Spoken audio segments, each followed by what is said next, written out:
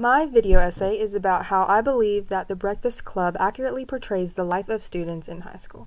Now, if you've never seen this movie, it's about these 5 teenagers coming into school on a Saturday morning 7 a.m. detention, and none of them know each other, and basically throughout the whole movie they get to know each other and get closer with each other than they ever thought that they could. So the first realistic aspect of the film that I'm going to talk about is the set. It takes place at Shermer High School, and this is actually a real high school that they filmed this movie in. It's called Maine North High School, and it's located in Des Plaines, Illinois, so it doesn't get more real than that. The portrayal of high school cliques is also very accurate in the film. Real cliques do exist in high school, unfortunately, and in this film we have the criminal, athlete, basket case, princess, and the brain, and each one of these characters has their own cliques, and the cliques typically don't mix. So that can be true for in real life high school, unfortunately. Then there's always that one faculty or staff member that no one likes. In the movie, Richard Vernon is the vice principal and the main antagonist. He's extremely strict and gives unnecessary punishments, like when he gave John 2 months of detention for backtalking him. In reality, all students dislike at least one teacher or staff member. I'm not about to tell you who mine is, but trust me, there is one, and I think most students will agree that they probably have one too. All students have real-life struggles outside of school. Sorry if this part gets depressing, but it's true, and this movie shows it pretty well. So these struggles can be a divorced family, drugs, depression, the list can go on. John has a bad relationship with his father. Towards the beginning of the movie, he acts out an argument in his house. He then shows Andrew the cigar burn on his arm given to him by his father for spilling paint in the garage. So Brian's story is super depressing. He reveals that the reason he got a detention was because a gun was found in his locker. He admits that he was going to kill himself. So in this case, it's actually pretty good that he did get a detention, because that detention saved his life.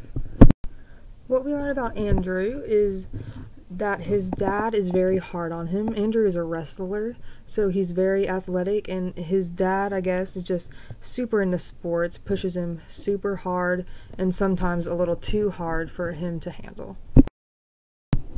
We don't learn much about Claire's family by the end of the movie, but what we do know is that her parents fight a lot. But what really bothers Claire, that she later confesses, is that she's a virgin. Now that might not really seem like a huge deal to most high school students, but to her it's something that is very sensitive to her, and she just is embarrassed by it. So we have to respect that. Now throughout the movie we really don't learn much about Allison at all, but she does tell Brian and Andrew when she's talking to them on the couch that her home life is unsatisfying and that she is ignored by her parents. All high school students, no matter where you go, who you ask, I think all or most of them, or even all of them, would say that they have a regret. Now in the film we see when Andrew confesses what he did, we can see a lot of regret and sorrow in him. What he did to get detention was a boy named Larry Lester. He said he taped his butt cheeks together. Now Andrew, at the time, he thought that was funny, but then when he was explaining what he did, you could see that he realized that that was not right. You could feel his sorrow and regret, especially when he realized that Larry Lester was actually friends with Brian. So that made him feel really, really bad, and regrets that totally. So when they're all sitting in a circle and talking, Brian poses a question about what happens on Monday. He wants to know if they're still going to be friends, because he says he considers them their friends. Claire answers his question honestly, saying that they won't talk to each other again.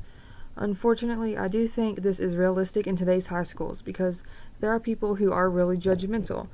Claire's friends would judge her if she were to be seen with John or any of the others. Possibly not Andrew, because he's a jock and she's popular, so their groups may mix some. But they all answer these honestly, and we're gonna watch the clip. It's kind of a weird time, but I was just wondering, what is going to happen to us on Monday when we're all together again.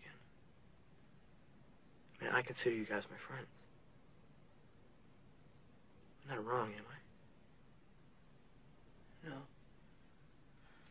So on Monday, what happens? Are we still friends, you mean? We're friends now, that is? Yeah.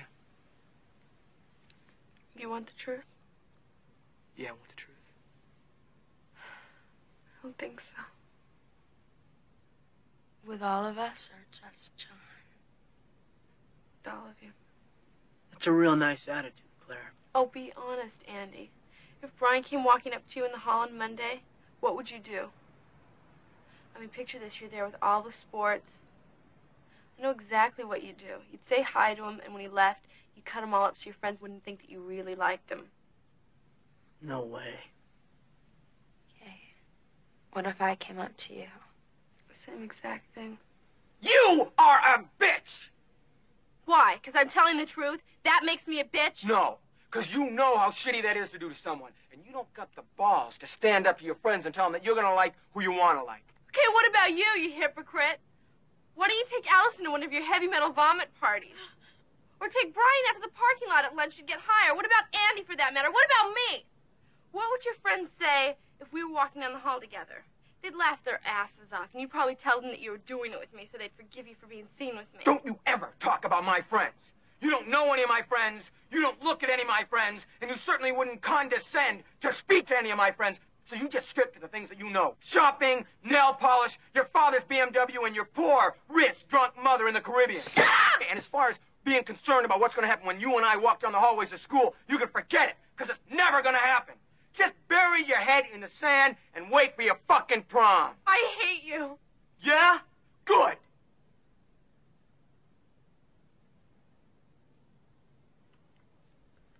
Okay, then I assume Allison and I are better people than you guys, huh?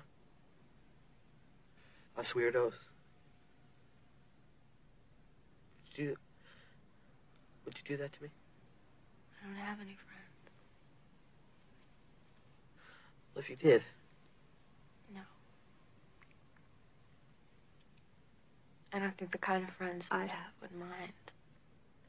I just want to tell each of you that I wouldn't do that. I wouldn't, and I will not. So I've read a lot about counterclaims to my argument. So the first one I'm going to talk about, that I read about, is it's unrealistic how they all show up to detention on time. I guess I could see how that could be true, especially John. You would think that he would show up late.